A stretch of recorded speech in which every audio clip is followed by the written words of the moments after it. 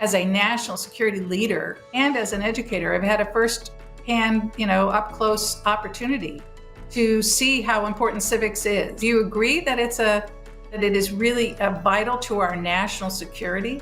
I think it's imperative, and frankly, I think that the level of public discourse, ugly nature of the public debate today, the divisiveness in our country, in my view, are a reflection in at least some part of the absence of civics education. When you see a lot of polling about Americans declining trust in institutions, the military has been one of the institutions that's been most highly regarded. And I think to the extent that we see a little bit of a decline there in trust, it's around Americans' concern about the politicization of military leaders. And part of, I think, why that's happening is because we are in such a hyper-partisan environment, and we are, so divided in many ways that I think, again, we really need to find ways to rebuild the center. And I think civics and an emphasis on civil discourse would help us do that. As a public servant and as an African American who's lived 63 years now, in my experience, any great movement for social change needs to have within it as a centerpiece civic engagement. And I'm reminded of something that President Reagan said in his farewell address when he spoke about the need for what he called an informed patriotism, one that's grounded in thoughtfulness and knowledge.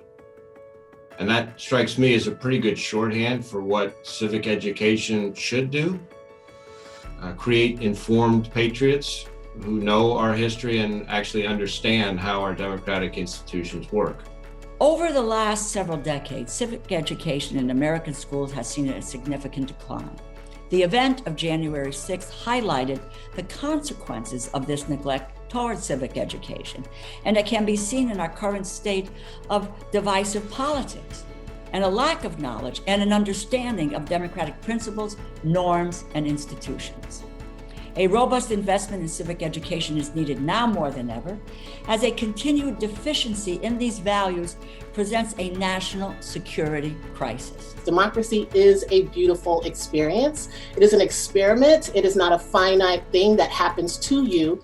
And we need to impress upon everyone that we need people to participate in that system. But we also need to do the work to address the disparities within the system so that when we send empowered people in, that system is ready for them to engage. Frankly, it all boils down to if it doesn't work for any part of us, it doesn't work for any of us.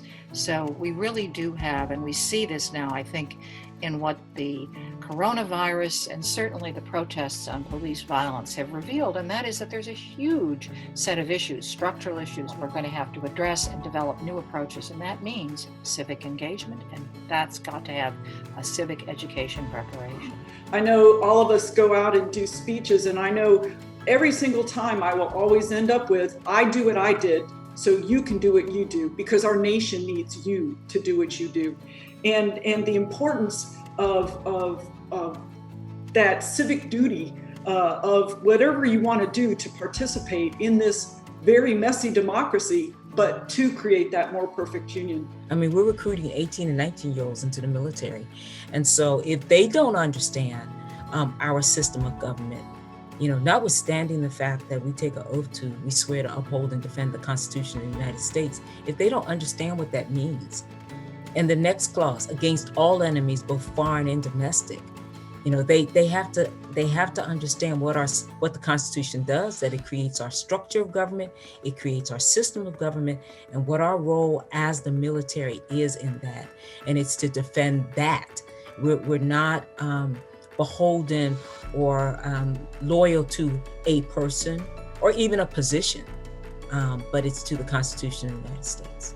It starts at the local level. It starts in the elementary schools and the junior high schools and the high schools and the towns and the villages, and watching this democratic process work is what will make us all better citizens if we not only watch it, but engage in it.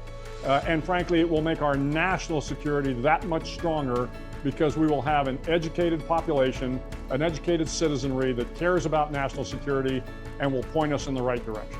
What is true at Microsoft is true across the tech sector and is true for higher education and even high school writ large. We all need to spend a little more time understanding a broader range of fields, but let's always recognize that at the end of the day, the heart of our society is our democratic foundation, and therefore civics education always has to be at the heart of this multidisciplinary approach. We can't find ourselves in a position for very long where our citizens start to distrust the institutions of government and the people that run them.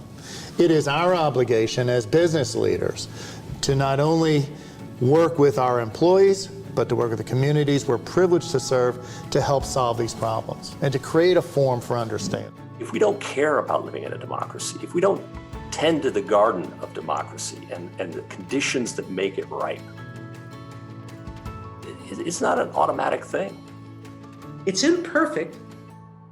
We don't have endless resources. But we can't make our union a more perfect union unless people are actively participating.